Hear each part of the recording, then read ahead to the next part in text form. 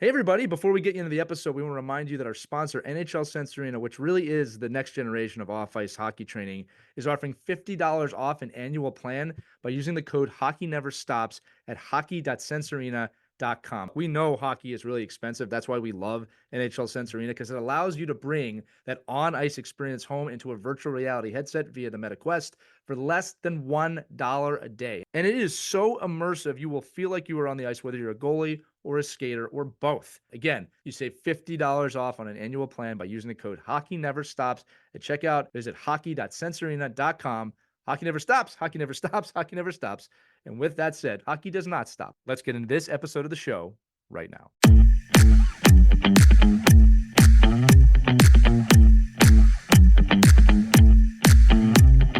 Hello, hockey friends and families around the world, and welcome to another edition of our new series, Our Girls Play Hockey. I'm Lee Elias, and I'm joined by Mike Benelli, Christy Casciano Burns, and Sherry Hudspeth. Our goal with this show is to tackle the topics and discussions surrounding the girls' game to better the game for everyone. So if you're involved in hockey in any way, we're going to provide value and insight to create both a better environment and experience for everyone involved. For this episode, our topic is a guide to college hockey recruiting. That's going to be a popular one. And our expert panelist is someone who knows those pathways very well. She is the assistant coach for the Boston University women's ice hockey team and is a former collegiate and professional player. Please join us in welcoming Megan Myers to the show today. Megan, thank you for joining us on Our Girls Play Hockey. Thanks, guys. Happy to be here. This is awesome. I'm pumped. Yeah, it's awesome to have you here. And I was reading, Megan, that you hail from the great city of Las Vegas. Our very own Sherry Hudspeth is in Vegas right now. It's a small world, eh, Sherry? Good morning, Megan. Thank you for being here. Nevada's becoming quickly a hotbed of hockey. We are pretty new to hockey, though. So our audience here, we want to inform them today. This is going to be a very informative episode, and we're really looking forward to diving into it. If our kids are interested in playing college hockey, where do we start? Like, what age do we start thinking about playing college hockey? Yeah, it's a good question. I think it's changed a lot since, I was even going through it. The rules in the NCAA have changed. Like, even when I was in school, it was like you couldn't declare or commit until your senior year. So it started a little bit later. Obviously, researching starts around junior year. But now to play Division I hockey, you're getting recruited right after your sophomore year of high school. So it's a little bit earlier. There was a rule a couple of years ago, too, that you can be recruited at any age, which I found a little bit wild. So like, you can recruit an eighth grader if you want. So I do think a good time now is freshman year of high school. I think high school is a great place to start. I think girls put too much pressure on themselves in middle school age to get those scholarships and play college hockey. But at the end of the day, like, those are growth and transformative years of your career that skill is more important. Focus on that freshman year, maybe start doing research, but don't get too hyped up about it. Just play hockey wherever you are. And me, I'm coming from Las Vegas, so I can say this, they'll find you. So I think like freshman year is an easy start. I think girls now start way too early. We freak out a little bit easier than the boys do, but that's what I would say. Freshman year of high school. So Megan, my daughter's in second grade. Can we schedule a phone call sometime soon? She could really stand out defenseman. And now go ahead. Yeah, we'll get her an NIL or an NLI and an NIL she wants. We'll set her up. All right. I'm gonna add one more on there, Megan. Like, who do you recommend that they contact when they do start getting of age to contact coaches? Like, is it assistant coach? Is it head coach? Is it admissions? Where do they start? I think it's a good place to start because you're obviously doing research. So you're on the school websites, you're on the athletic websites. Every school has a questionnaire on their women's ice hockey website. So it basically just asks like your home address, where do you play, what teams, how old you are, what's your grad year. It's a good place to start because that comes directly to us. And then when we start looking and contacting you after you email all the coaches, I think it's important to email everyone. We get a lot of emails, and I'm answering emails one day and our head coach is answering them another day. So I think it's good to get eyes on all of us. But once we come watch you play, we have all your information already from the questionnaire. So I feel like that's a really good first step to start. You can fill out questionnaires, as many as you want. So you can reach out to a broad range of coaches. And then obviously as coaches start reaching out when they can, you start narrowing down your search. All right, we'll talk more about how to get on a coach's radar, but let's talk about something really important. And parents and kids need to listen to this. Academics always needs to be the priority. And we always told our kids, especially with our daughter who ended up playing college hockey, if something were to happen, if you got injured, let's say you got cut from the team, Are you still going to be happy on that college campus, academically and socially? I think sometimes that gets clouded with kids, especially when you got the lure of playing college hockey. 100%. I mean, it's crazy now with the June 15th rule. So the June 15th rule, we can start contacting after the sophomore year going into their junior year. And we can't have them visit until August 1st. So it's this weird space in July where like we're kind of courting them. It's very weird. We're like dating them and like trying to keep them interested. And it's very weird. But I always preach to the girls, like I've seen girls commit before August. And I'm like, how have we've never seen campuses. It was so important in my process to get on campus, love the city I'm in, love it even if it snows there. Love the coach, but understand the coach isn't the biggest part of your process. Love it academically because like, you're right, a lot of broad things can happen in your career. You're not going to like the coach every day. You're not going to like school every day. Hockey could suck some days, but you have to find a way that is an all-encompassing experience that you get a gut feeling when you visit school. And it's like, I could be here for 4 years regardless of hockey's in my life. Which I find super, super important. I'm really glad you're talking about this because I have seen kids, because my daughter went through college. So obviously, I saw a lot of kids who committed. And then in the middle of the season, they're finding out it doesn't feel right to me. I don't like where I am. I don't like the fact that I can't go out on the weekends. There's so much to take into account. And kids really need to carefully think about all the aspects of college life, not just hockey. I wholeheartedly agree. I think one of the biggest things that I'm seeing a lot, and the reason why girls are committing so soon and not taking the time to do visits, and believe me, like we've committed girls who haven't visited. So I'm not saying that I'm any different, but I think it's the social pressure that these girls are getting. Social media, they see your best friend on your club team that's committed to Ohio State, you're like, what am I doing? Or even Division III, like they just have this social pressure of committing early and not being left behind. And I feel like it's kind of like fast tracking their process where they're not taking the time to actually enjoy it. Like they earned it. They played hockey their whole career. They're good at it. That's why they're being recruited. They have good grades. They crushed it in the classroom. And now they should enjoy this whole process where they get to come on campuses and get treated like a professional. So yeah, the pressure of it all, I can't imagine back in our day, like having social media like this. It would be awful. You're absolutely right. There's a lot of pressure. Let's talk about now how to get on a coach's radar. Email's very important. How does a high school student, prep school student, draft the perfect email that will get a coach to communicate back with you, that you'll get an email response? So the perfect way, let's start from the beginning. So subject line, straight and to the point. First and last name, grad year, and where you play. Birth year is okay too, but grad year is more what we go off of in terms of talking to kids on June 15th. Next part, the dear or hello to so-and-so coach, make sure we get the right coach. It's hard sometimes. We get a lot of emails from to coaches that aren't ourselves, which I understand. Kids are nervous writing email. It's no big deal, but just make it important. And then the subject email, short and sweet. We get emails from girls all the time. And I was one of those kids. I made a hockey resume. Like it was this whole long like attachment. The email was very long. And if I'm a coach now, I probably wouldn't read those emails. It takes a lot of time to go through them. I think short and sweet, the better. Hey, this is who I am. This is the position I play my grad year. And this is my team schedule for the year. Or if you just have an upcoming tournament and you just want to update the coach, and then list all your coach's contact information. It's crazy how much we communicate with the coaches on your behalf because you're one of your biggest advocates besides yourself.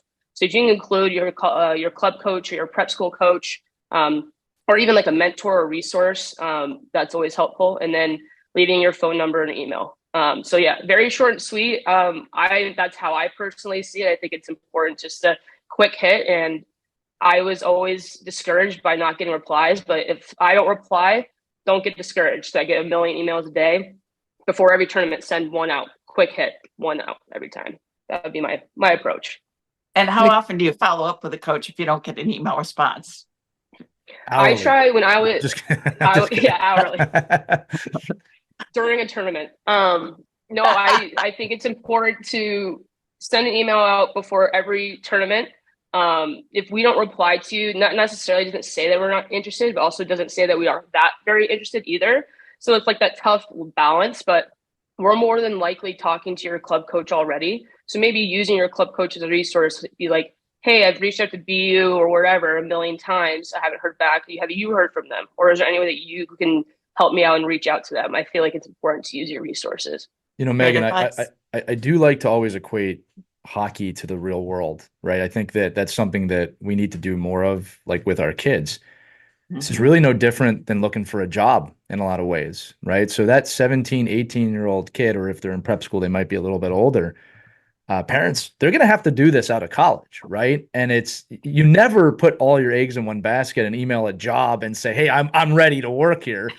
You email, Mhm. the rule I had out of college was like, look, you're going to send 10 resumes out a day, and you're going to get 99% no's. You might get a few interviews. So I think if you're wanting to play college hockey, and Megan, please feel free to correct me if I'm wrong.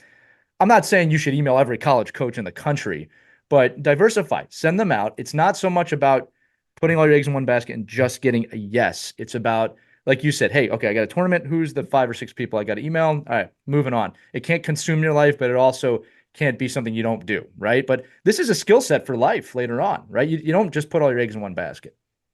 100%. Even when I was going through the process, I remember I reached out to every Division I program out there, Yeah. and I maybe got one response. Didn't even hit the Division III market, which is where I ended up playing.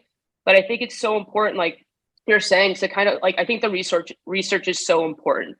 Find the schools, do your research, even if you can go on campus early and check it out for yourself and your parents. But when you're writing those emails, like it could go a long way. Like, hey, I love Boston University because your business school is one of the best in the Yeah. country. That's why I love it. Personalizing those emails, it kind of makes you kind of reflect on what you want in your process and what you're looking for too. So writing it out in an email to 10 schools is going to help you kind of narrow down, okay, I've reached out to 10 schools that all have business programs. I guess I'm telling myself something. You know what Right. I mean? I think That's a good it point. helps with that too. But I agree. I think you want to throw a wide enough net, but you also want to understand yourself in this process and Right. what you're looking for, because not every school is different. It's a great Well, point. every school is different. Every rink now, we're seeing parents with elite video setups. At what point do you request video from kids, or do you want kids attaching video to that email? What kind of content are you looking for from parents and players? Is it compete? Is it goal highlights? What are you guys looking for? Yeah, that's a really good point. I mean, that's a great add to the email if you have it. I have seen these elite like camera setups, like Yeah. production crews at rinks sometimes. Yeah. It's 100% changed since COVID. We used it a lot during COVID in terms of recruiting players. We even still use it now. So I do think like if you are to put video in an email, it doesn't hurt. If you don't have it, it's okay, but it doesn't hurt to have it. In terms of like what we want in those videos, I think shifts are important. We don't want highlight real goals. I know we can all toe drag and score goals. It's awesome, but I also want to see you back check, and I want to see you pick up a puck off the wall. I want to see how you skate. So I think even if you have a shift where you're not really doing anything, you're kind of just in the D zone, reading the play, IQ, like we want to see that too, to see what we're going to get. Because you think about it, in a hockey game, we're probably touching the puck personally for like a minute or 2 minutes, not even. So I think it's important to add shifts in there. Goalies are a little bit difficult. You probably need a whole game to watch a goalie. I love how they put the camera behind the net from their point of view. It's harder just to watch shifts for a goalie. You kind of like to watch them and how they prepare for, even if the puck is in the opposite zone, how they're getting it ready already when it's coming back the other way. So that'd be my advice. That's a really good point. So I forgot to mention that. Well, I'll say real quick, my son's a goalie. So now we're talking about recruiting both my children. Of course, I'm just joking. It's funny Sherry brings up the cameras. Recently I saw that Apple has found a way to connect multiple iPhones to record one video. And as a coach, I'm thinking, oh my God, I'm going to get Oh, come 6 on. different views of the same play from the same kid's parents. No, we set up iPhones all around the boards. You can see it from every angle. Like I don't need that. Right. That's so funny. Right. Yeah. Look, Megan, you bring up a good point too. And when we talk about this on the show a lot, and you said, I'm going to reiterate it. Everyone can show highlights, right? It's what you do away from the puck is so important, right? And I think too, and I'm going to turn this into a little bit of a question. We're talking about some of the things that maybe can differentiate you, right? My question is going to be, when it comes down to decision time for you, right? There's, like some players are probably easier than others, but there is a point where, okay, I got to make a decision between A, B, and C. I want to talk about what are some of the standout differences that you're looking for. Is it just talent? Is it personality? Is it the parents, right? And again, we're not talking about anybody specifically here, but and then kind of a follow-up question with that, right? The type of player you are, right? I mean, everybody loves to be the goal scorer, but I said, man, there's a lot of value in saying to a coach, I'm a playmaker and I enjoy being a playmaker, and I know you need a playmaker. So Yeah. what are the things that at the decision moment you look for to maybe pick between A, B, or C? All right. So let's say we have a player, I've watched them play, they've come to visit, and they've come to visit already. So I think when I'm watching them play, the biggest thing, and I'm different, we're all college coaches are different in terms of what we need and what we're looking for. It's impact. If you're making an impact on the game, whether it's you're good defensively, like D, I don't think there's a difference between offensive D and defensive anymore. As long as you're making an impact in every zone, shutting down the neutral zone, you have an impact. If you're a forward that brings the puck low and cuts back, that's a Gretzky turn and makes a great play, that's an impact play. And also someone that can keep the play in front of them. If we're not skating the puck up all the way up the ice and losing it and turning over, now it's going back the other way. Someone that can control the play that way and have an impact by controlling the pace of play, controlling how our teammates can change. Because if you go down and turn it over, no one can change. Now everyone's kind of on the ice all the time. But so impact and keeping the play in front of you is huge for us, like for me on the ice, and obviously hard work. I don't think that's hard when you get a player at the college level to kind of turn around. I think that's ingrained in them at a youth age that it's hard for us to change around. So it's nice to see when players have that. And then the other two things I would say is we love their personality on the visit. They were engaged. They were professional. They asked all the right questions. They knew their research when they came to BU. They knew what they wanted to study. They knew the city a little bit. Obviously, we would answer questions for them on the visit, but we love players that are engaged and ready to go. And then obviously, when it comes down to that, you have a really good hockey player and they're great on the visit. Do they love BU? And do they love it here? For the right reasons, like we talked about earlier, it's everything, whether it's the city we're in, the academics, the coaching staff, and the hockey program. I think it's important. You want players on your team that love where you're at. And I think it makes a difference in your, not just on the ice, but in your locker room, the way it's going to gel, the pride in the community on your campuses. I think it's huge. So that was a very long rant, but I hope that answers your No, that was Yeah. really informative. Also, that helped us to narrow down, because Sophia had a couple of options. We actually went to a couple of games and watched the team play. That sold Sophia on where she ended up playing. She loved it. She loved how the coach interacted with the kids. She felt the vibe, with the team. We're in the stands, and it just felt really good. And then afterwards, we walked around campus, and it just felt, to her, in her words, it feels like home, Mom. So that's what really helped us narrow is actually watching the team play helped to narrow down our decision. The gut feeling. That's all. It's funny. Like you can get that as a recruit, get that gut feeling on the drive home from campus, or it could be like 2 weeks later after you see another campus. You're like, yeah, I still love the other school. But it's funny you talk about going to live games. Like when I was growing up in Vegas, I never saw a live college game. I had no idea what I was getting myself into. The only women's hockey game I watched was like when the 1998 Olympic team, they came back after they won the gold medal and they played the fire department team at like the Santa Fe Hotel in this casino. Really? Yeah. So it's kind of funny now, like how these girls have so much access. You come to Boston, you have 5 schools to go to. You go to New York, you go to like Minnesota. Like I think that's such a cool way to do it. Obviously, we're selfish too. We love more fans. So the more we can get out these youth programs, the better. Yeah. Yeah, I think knowing that, Megan, you're like coming from an area where there weren't a lot of opportunities to get seen, to now being basically, I think, like in the mecca of opportunity to be seen. Can you talk a little bit about like your favorite tournaments, when you like to go to tournaments, showcases, where are players that you're finding? Like, how are you picking and choosing which ones you want to go to and which ones you don't feel maybe would be as irrelevant? Yeah, for sure. I think it's a little crazy. We're a little bit everywhere.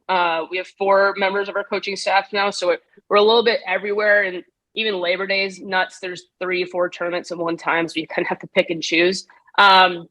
That's that's not an easy question to answer because I feel like we could get out more. Like we could get out to West Coast more and be a little bit more expansive that way. Obviously, East Coast is easier for us. There are great tournaments around Labor Day here in the Boston area, Pittsburgh area, East Coast that we always go to. They're staples for us in our program. We go to a lot of holiday tournaments. Here in Boston, they do a great one right after Christmas. I remember back when I was playing, it used to be Connecticut Polar Bears used to run this huge tournament. And then we try to branch out to Canada and Europe. We're really trying to be more expansive that way, but we're not perfect. I wish that we could say that we go to the same tournaments every year, but I think it bases too on the emails that we're getting from recruits and where they're going. If we see the big players that we're recruiting or the big teams that we're going to go to those tournaments and we're going to be there. So I think that's another reason why the emails are important because email alone will get me to go to Long Island on a Sunday. You know what I mean? For a tournament. But yeah, that's not an easy question to ask. We're a little bit of everywhere. Crazy. I just have two more questions to add on that. We just did an episode on boys hockey. Are you guys watching any boys hockey tournaments or boys hockey games? And also for the coaches listening, can you name some of these girls tournaments that you guys are going to where there's a lot of coaches, like make some recommendations of which ones they can sign up for exposure? 100%. I'm watching boys a little bit more so if I get an email from a girl that's playing on boys team. I watched a girl play last year and I think she was in Colorado playing for boys hockey. So that's those one-offs that I'll be watching boys. In terms of tournaments that I think are great, Naha here in Boston, they do a great one in Labor Day. Very popular for all levels. They do, I think, up to this 14U or 16U level. Kathy Pippi does a Labor Day tournament here in Pittsburgh, Pennsylvania. Also a very big tournament. I think it's from 14U to 19U. And there's a whole bunch of rinks in Pittsburgh that they do. Wizards, East Coast Wizards in Boston, they do one right after Christmas. It's a pretty big tournament, I think, from the 12U level up. And then I'm trying to think of the other one. There's a bunch in Michigan. Beantown. Do you like Beantown? Or Canada? Beantown's a great one. That we used to go to that one every year. Yeah. What about Stony Beantown's a Creek, great Canada one. for Canadians? Where you find the Canadian Oh, kids? yeah. Stony Creek every year. We go to the 18U, the U15, the U18, and the U22 3 weeks in a row. US Canada Cups, they have one in Kitchener, Waterloo, and then they have the Brampton, Oakville, Best of the West. We do that one a lot. We did go to all their provincial camps this year. We did our best. So if their girls are ever in a provincial camp where they're trying out for either Team Alberta, Team Ontario, Team Nova Scotia, we make our best to try to go to those ones as well. But all over the place, guys. Do you guys go to the USA Hockey camps too in the summer? So I worked 15s camp this year. Tara and I went to 16, 17s, and then we went to 18s camp as well. Most coaches do go to all those in some sort of capacity, whether they're working them or going to watch. You know what's amazing from what I'm hearing here is that, and this is one for the parents listening. BU recruits. You go on trips. You look for kids, recruits. Right? Like, well, I want that hoodie. That's a hoodie right there. BU recruits. BU recruits. Here's the deal. The reason I'm bringing that up is because I actually do think, and this is actually going to merge perfectly into Mike's question, that there can be a misconception of like, oh, everybody wants to go there. I have no chance, right? And again, look, if you have the talent and some of the other prerequisites that Megan's talking about, I think you always have a chance, right? But the assumption that like, because it's BU, oh, well, they probably don't have to recruit as hard. That's just not true. All right. These BU recruits, they're working hard. Now, Megan, the way this is going to merge into my next question is this, right? I think most kids would want to go there. All right. I mean, this is a well-known hockey place, in a lot of ways, like as Mike said, a mecca. But let's just say a player wants to go there and they're not getting recruited. What should a player do if they're not getting recruited by the team that they want? It's a really good question. You're more saying like if we're not communicating with them, but they want to come to BU? Yeah, I think there's two parts. We'll make up a character here, right? This person wants to play for BU. They've had their heart set on it their whole life, and for whatever reason, they're not getting a lot of traction, right? I think there's two parts to this question, and I'm asking you as a coach, but also a hockey mentor. As a coach, maybe there's a way for them to stick out, but in this scenario, more than likely than not, you're not looking, right? So what should they start to do? They're discouraged. Do they look at other schools? How should they approach that situation? Yeah, I think they need to use their resources, using their coach to get, if they can't get a hold of me, if I'm not answering emails or any phone calls, texts, whatever it may be, which would never be the case. We're always on our phone, but if use your coach, have your coach reach out to me or to another coach, whether it's BU or not, like reach out. They're one of your biggest advocates. They're going to fight for you. Like they want to help you as much as you can get to college. Not only does it make them look good that they produced a Division I or Division III hockey player, they also want to help you. They generally are there for you. They wouldn't be working youth hockey if they didn't love it and wanted to help. So I think doing that. And then like if you love a school and maybe you love hockey, you can walk on. People walk on to programs every year. Not to say that like those tryouts ever like really work out. Maybe they do, maybe they don't. But almost every school has club programs as well. So if you truly love a school for what it is, and varsity athletics is not for you, then make sure they have a club program, that you have a backup plan to try. But yeah, that's a tough one. I feel like it happens a lot, but right. I think like I wanted to go to BU and I was getting recruited and it didn't happen. So I kept my options open. I kept looking and I found the right place for me. Yeah. So I think like we always, I think we always have that one goal in mind. And I wanted to go to Harvard originally, be a doctor, but I couldn't pass chem. So I don't know how I thought that was going to happen. So like when one dream kind of like shifts and changes as you get older, you kind of have to shift and find a new one. And it always works out, regardless if it's school or not. I always say that you got to adjust the sails. But I'm glad you mentioned the club teams, because I know some of Sophia's high school teammates who played club hockey and had a fabulous experience. Don't discount these club teams. They're competitive, they're fun, and sometimes it's the right balance too for you. And before, Mike, I'm going to throw it to you in a second too. Like it looks like you had a question there, but I think it's also important too to take a moment. And by the way, Megan, that was a great answer. Take a moment, sit back, and actually like look at your priorities here, because I think what happens is a lot of time in the recruiting process, you get lost of I'm a hockey player, right? I'm a hockey player. And you're so much more than a hockey player, right? Part of developing hockey players is you're developing people. That doesn't stop at the college level either, right? This is part of the broad scheme. I think better people make better players anyway. So, I think, and I guess I'm putting this out to the panel. We're all hockeyologists here, by the way, Megan. You might not become a medical doctor, but we're hockeyologists on this show. Is that, if you're discouraged or you're not getting recruited by a place, that's not necessarily what defines you, right? If you don't go to the school you wanted to go to. And Christy brought up academics. It's a huge part of it. If you love the game, you'll play the game. Like again, no one's built for one place or one team. I mean, we all know that. Right. So I think a lot of times it's sitting back. I love that you mentioned leaning in on your coaches, right? Sometimes I think players don't do that enough, right? Is that they are an advocate, right? And they probably have the connections that you need. But if you have tunnel vision, there's only so much someone can help you if you can't see outside your own, the horse stuff on your eyes. Mike, sorry, did you have a question? I saw you kind of leading up. Just wanted to throw that in. Well, just because I think the landscape's changing a little bit, right? Too in women's hockey, and we talk about what schools you want to choose. And I know for the men's game, it was always, for the top players, it was like, well, I'm going to go to BU because I want to go play pro hockey. Right. And that the piece of choosing a school, to Christy's point, I think in the women's game, I just want to get your opinion on how do you feel that's changing a little bit now that there is actually an opportunity to play professional women's hockey and earn a living from the school you choose to go to, rather than 10 years ago, just saying, well, the academic piece I have to have, even if so I'm going to choose a school. Maybe I'm a lot better, ability to play at, but I'm choosing it because this is where I want to go, because it's the courses that I need to take in order to move on with my life. And, have you seen a little bit of that? Because obviously BU is one of those places, right? The women that play there are, there's a large percentage of them that are getting drafted and going to get to play pro hockey. Yeah, it's definitely part of the landscape now. Can we agree that that's a really cool thing? Like it's that's the greatest super, thing super ever. Cool. That's unbelievable. Yeah.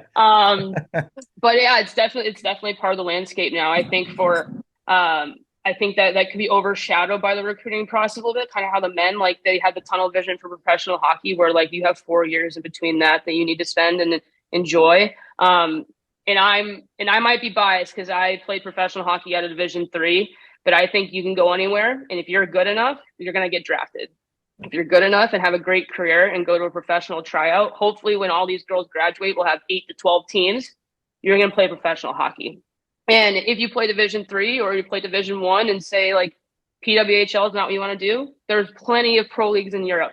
So it doesn't say like PWHL is the end all be all. We have players that just left BU are going to go play in Europe for a year. Like professional hockey is professional hockey. Anyway, I don't think we can be judgy in terms of like, I'm going to pick BU because I'm going to PWHL. No, like you should go to Trinity College because they're great academically, and then you can go play pro in Sweden or even still play pro in the PWHL. I think that tunnel vision mindset is going to start to creep in on the girls a little bit. I agree with you in terms of picking schools to play pro. But I hope the mindset is if having confidence in yourself, I'm good and I can go anywhere I want and enjoy my process and play pro regardless of where I am. But Megan, sorry, I hope that answered your question. Before we throw to did. Sherry here, I do want to say you went to Utica, correct? Yes. And you All right. I love Utica. It's captained just a down the road professional from Great me. spot. Yeah, you captained a professional team. You didn't just play pro. Like you went there and you became a captain, and were very successful. So I'm qualifying that for the audience a little bit. Not that they didn't know that, but Thank you. I can tell that you're humble, and I wanted to make sure that we Gassing said me that. up. Yeah, go ahead, Sherry. Yeah, I just want to talk about sort of your thoughts and what you're seeing around players having advisors and any sort of platforms that you guys use internally. Maybe it's NCSA or websites that you can recommend. What are your thoughts on this? Or kids can they do the recruiting on their own, or what's best for everyone here? I think a lot of programs are different in their term, like their thoughts on advisors. I personally think that the girls can do it on their own. I think the way that I talked about sending an email, you can do that on your own. And we talked about earlier, it's a life skill. I think it's important to be able to do on your own. And even said like advisors and parents. I have parents emailing me on behalf of kids too. Like it's on the player. I want to hear from a player that is, wants to come to a high academic school. I hope they could write an email. And I think that's a good life skill. NCSA and all those platforms we do not use. We do use like Instat. Most people use Instat just to watch video, but it's not a recruiting platform.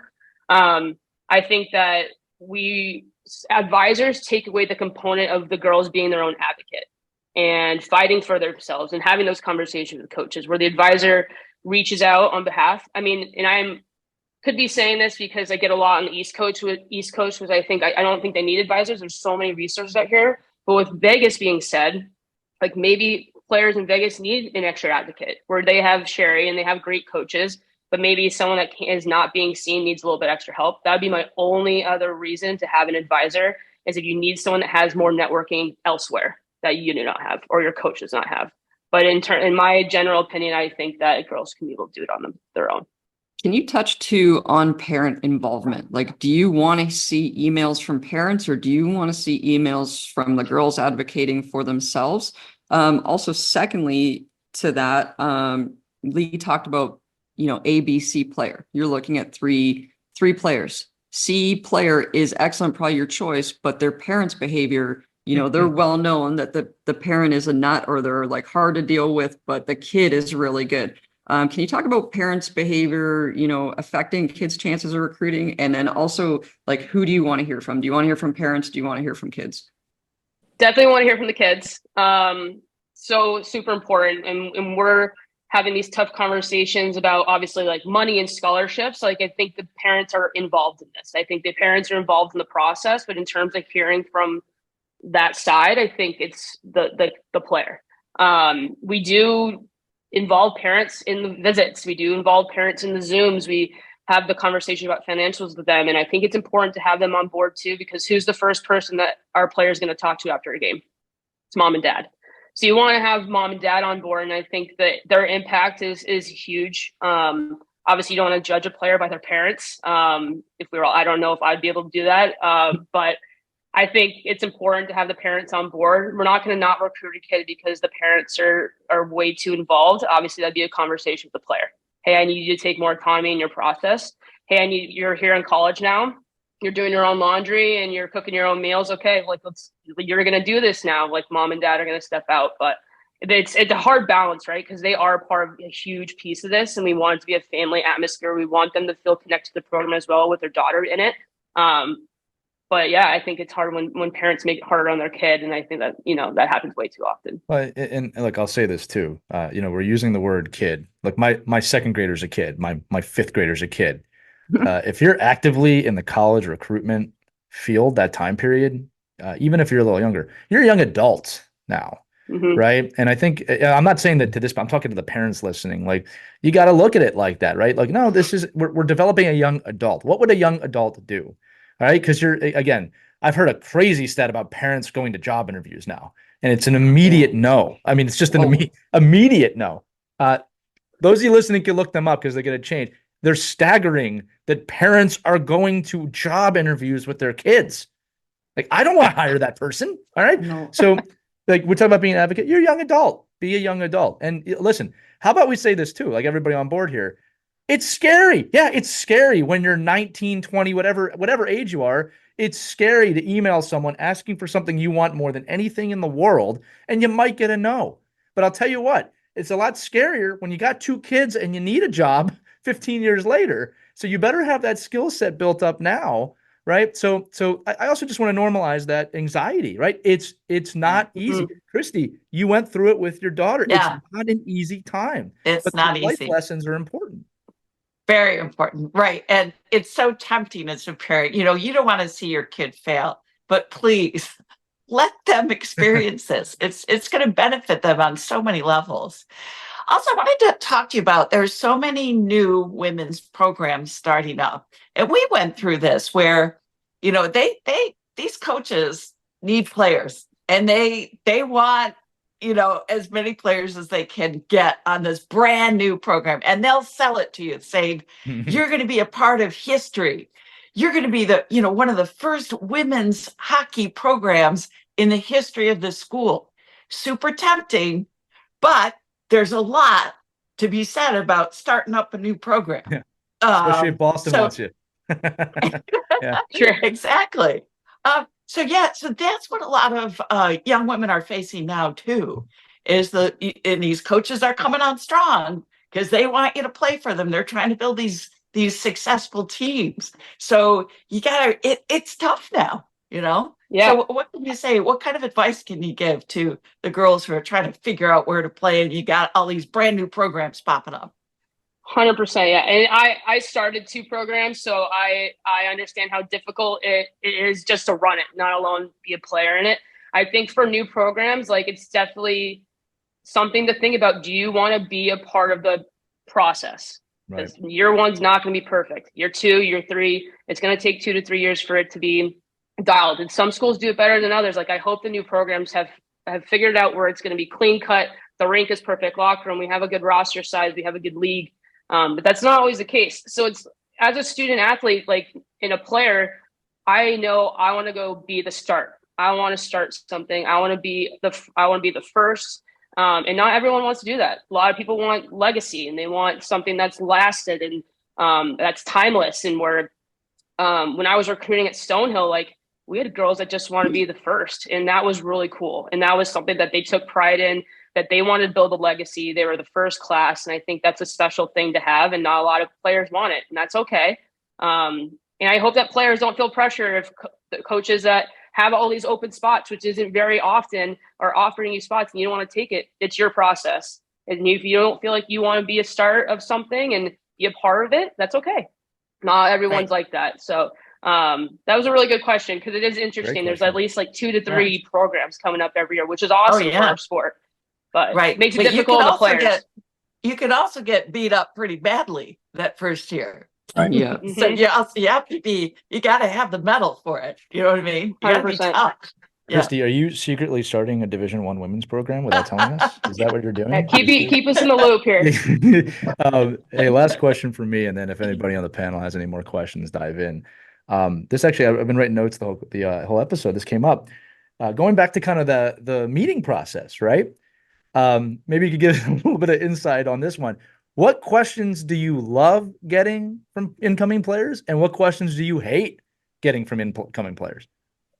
I don't think I hate. I love all questions. I think all questions are good, because if they're like, it could be a weird question for me, but the kid's probably super passionate about the question. Like, what kind of gloves do we get? Which I find like doesn't matter, but the kid's probably fired up about it, which I would have been fired up about it when I was in their age. But what favorite questions, like, just even questions that they're just engaged. Hey, what's the day in a life? That's a big one that the girls ask, which I appreciate, because you want to get kind of a sense of, can I handle this balance of being a student and an athlete? What are hobbies that girls do on the weekends? I like that they're thinking about not just hockey, not just school. How can I fit in this community and do something different? Meet new people, take advantage of where I am. How are the professors? How are my resources? I love explaining to girls that they have no idea, and a lot of players don't have any idea until they get to college, maybe not even then, how many people it takes to run an athletic department in any school. Right. And they're all there for the student athlete's well-being and to make their student athlete experience the best that it is. And I think it's important for everyone that's coming through this process to know there's an athletic director, there's an assistant, there's an assistant, there's an assistant general manager, like there's everything in every department. I think it's important for them to know that they're supported. And then I think what else is important is the sports psych mental health. I think that it's huge for them to be up with all of that. It's in our world, and it's definitely in hockey. And I think it's important that if they're not afraid to ask that question anymore, which I find is cool. They're not afraid to ask about what our mental health resources are on campus or within our hockey program. So I think that is a cool question. But again, like I said, all questions are great. I like to rant on my visits and talk way too much. So it's good when they ask perfect questions. for podcasting. It's perfect. And I'll say this too, that, you bring up a good point. Like, look, recruiting does kind of go both ways, right? It's not just the school recruiting. It's like the players trying to be, I guess, convinced as well. I think there's a lot of power, and you tell me this in saying, can I meet the assistant? Can I meet the manager? Can I meet these people? Because then you can see how the culture is. Now, look, obviously BU has a great culture. Like, there's no doubt, right? But like, I think that's a great question to ask sometimes if there's time. Can I meet your team? Right. I want to feel that. Right. And I think that goes both ways. Just like meeting a family. Can I meet your crazy 100%. parents to see if they're sane? Okay. And we always say on the show that it's you're not crazy. The hockey world is crazy. Sherry, you look like you had something to add to that. Go ahead. Yeah, I want to have Megan talk about unofficial visits and official visits. It's like, what can players expect on an official visit? Are they meeting the team? Are they seeing the dorms? Are they going to admissions? What can they expect when they're preparing to go on an official visit? When do you get that invite? What age? And like, where do you have to be at your point in the recruiting process to go on an official visit? And if you're on an unofficial visit, when can you schedule that? How do parents reach out? Is it admissions? Is it coaches? How do you go on an unofficial visit? So you can go on a visit to a school without coaches or players present anytime you want. You can go on campuses all over the country and just walk around on your own or do an admissions tour. Like, that's technically not an unofficial visit. There's an unofficial visit and an official visit. They all happen after June 15th, after your sophomore year. So you can, which unofficial visit and official visit, the only difference is we're not paying for you on an unofficial visit. We're not buying a meal. We're not buying your hotel, your flight, or your transportation to get there. And official visit, we can buy all those things. We can pay for your meals. But unofficial, you can meet the team. That you can come to a game. You can see campus. We can walk you around. We can talk to you. We're just not paying for anything in this whole process. That's the big distinction of it. To schedule those things, that would come through the coaching staff. If you wanted to do an admissions tour, that's great, and wanted to catch up with me, 100%. That would just be an email, and we take the visit off our plate. But sometimes those admission tours rock. Like, they know way more fun facts than I do, so sometimes they're better off. But admissions tours usually don't hit up athletics as much. So that's why unofficial and official visits are better. I hope that answered your question. What about home visits? Do you do any home visits? Our head coach handles all the home visits. Yeah. Those, I have never done one. I feel like I would break under pressure, like someone's house of my manners and their table eating dinner. But they are a thing. They went away during COVID. They'd come back. So I think it all depends on the player and obviously location and all the timing and stuff. But those people are doing those. Right. I did like the unofficial visits, I have to tell you. The official visit, Sophia had a ball, and of course, you always put your best foot forward for the players, The unofficial visits are fun because you're kind of getting a real feel for what it's like on the campus, what the kids are like, you really get a good perspective of what life would be like every day on that campus when you do it unofficially. So I would definitely encourage that. I had an official visit, when I was being recruited in the school the first school to recruit me, like very, very first school. So I was going to that school, right? Just the first to show interest. Saved the official visit to my birthday, went on my birthday, and ended up getting really sick from a seafood allergy in an Oh. area that's a heavy seafood area. So found out the hard way I have a seafood allergy. So got home. That was it for me. I was like, I can't go to this school. Picked You're up the sick. next school. I said, I'm coming next weekend, did an official visit and ended up going to that school. But yeah, you really have to go see, that's something you would Yes. never know from playing hockey, research, admissions, school. You'd never know that it's like maybe that environment is not where you want to be. Excellent point. You can learn a lot from those unofficial visits, and Yeah. no seafood for you. It's actually a coach saved my life, honestly. Like I had anaphylactic shock and I would have died Oh like my if he gosh. didn't answer the phone, if he came back and took me to the hospital. So he ended up saving me. It's like I'll forever be thankful for Wow. that coach. But That's Oh my crazy. gosh, what a story. Wow. We know what Sherry tells in her, secret fact competitions when it's like, here's something no one knows about me. All right. Yeah. almost died on a recruiting visit. We got I got a crazy recruiting story. So my recruiting, like I didn't commit till May of my senior year, so very, very late. Wow. School was starting in end of August. So I went on a visit to Utica, and I get there. I'm with my dad, and we go to this unofficial visit. It's unbelievable. I fall in love with it. By the end of the visit, Clausen goes, "Hey, I'm going to leave you with one of the teammates for the night." I'm like, "What?" No one told me it was an overnight visit. I have nothing. I've never left my dad like this whole time. So now I'm with this random teammate, and she walks me to this dorm room, and we're hanging out with some girls on the team, not on the team, and one of the girls is having a beer. It's noon on a Thursday, and I'm like, going to the bath. I gotta go to the bathroom. Call my dad. I'm like, "Dad, you gotta pick me up. They're having a beer at noon on a Welcome Thursday." to college. He's like, "Megan, just have the beer. It's okay." ended up not staying, freaked out. My dad picked me up, and I committed the next day. But kind of crazy story. Like, What it a was cool so dad. funny. Sounds like a Megan, great just start. have the beer, Megan. It's okay. It sounds like the great start to like a National Lampoon film or something like that. Yeah. I hope he Megan goes took to you out for college. some Italian food after that, which Yeah. Utica Oh, is yes. famous for. Yes, he did. Got us some chicken riggies after that beer. Oh, so good. Do any of the other hockeyologists have any more questions before we end? No, it looks I like do have one Go ahead. question, Go ahead, Christy. Megan, and this is really important for kids to understand. I mean, it's so exciting when you think about, I get a chance to play college hockey, but the kids have to realize how much work is involved in being a student athlete. It's like having two jobs. You're on the road a lot. You got to figure out how to balance your academics with your playing. There's the physical aspect of it too. So I think kids have to put all of that in perspective before they commit. Like, am I ready to do this? Because it's a lot. 100%. I think that's where the research comes in. The good questions about resources. Say I am struggling in school already as it is, and I'm going to a high academic school. I want to know what my resources are. What is going to be available at my fingertips that I can use so I can succeed here? I'm going to a school that's way far away from home. Who can I lean on here? Who do I have in my corner? I just think it's so important to understand when you're going through the recruiting process, ask all these questions to understand that's going to set you up for success. That's what we want. We want student athletes that are coming into our school that we know are going to be set up for success and aren't going to drown under the balance. And obviously, at the end of the day, parents are leaving us with their children, their young women, as you would say.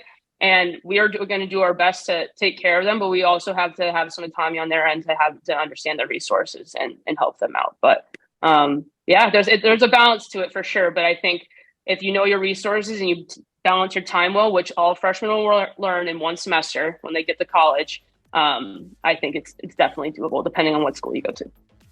Excellent. Thank you for sharing that. She is the pride of Las Vegas, Nevada, the standout Yes, from she is. Utica. She is a wonderful outta coach here. from Boston, and she is an all-star podcast guest. Megan, I want to thank you on behalf of the team for joining us today. This really was a great episode, and again, we always try to provide value. If you're listening to this and you have a young lady that's looking to go to college, you got value today, right? And in 10 years, I'll be calling you. I'm sorry, my daughter will be calling you. I'm just kidding. Assuming Exactly. she's even in the realm at that point. But Megan, thanks so much for joining us today. Yeah, thank you guys. Great questions and good conversation. I appreciate it. All right. Well, That's that's a going to great do it conversation. Thank you. for this Thank you, edition Megan. of Our Girls Play Hockey. For Mike Benelli, Sherry Hudspeth, Christy Casciano Burns, Megan Myers, I'm Lee Elias. We'll see you on the next episode of Our Girls Play Hockey. Remember to skate on. Have a great time. We'll see you soon. Take care, everybody. We hope you enjoyed this edition of Our Kids Play Hockey. Make sure to like and subscribe right now if you found value wherever you're listening, whether it's a podcast network, a social media network, or our website, ourkidsplayhockey.com. Also, make sure to check out our children's book, When Hockey Stops, at whenhockeystops.com. It's a book that helps children deal with adversity in the game and in life. We're very proud of it. But thanks so much for listening to this edition of Our Kids Play Hockey, and we'll see you on the next episode.